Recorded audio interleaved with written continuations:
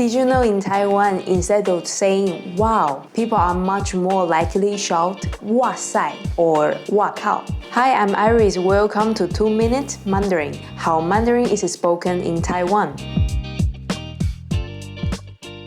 Textbook might teach you wow or 太惊讶了. But today, let's learn how to use these two real local expressions. First, 哇塞. This is your 100% safe choice. It simply means wow, that's amazing. You can use it with anyone, friends, coworkers, or even elders. Perfect for showing good excitement. For example, 哇塞，好美哦。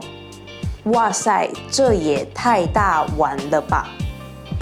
Number 2, 哇靠. This one is much stronger and carries raw emotion. Don't worry, it's not really a dirty word. It just sounds very casual. You can use it when you feel relaxed and comfortable with the people around you. It's like letting you ground down to share your real shock. For example, 哇靠，这也太贵了吧。哇靠，怎么这么热啊？ So there's no strict rule here. It's all about the vibe. 哇塞 is for a fun, light surprise.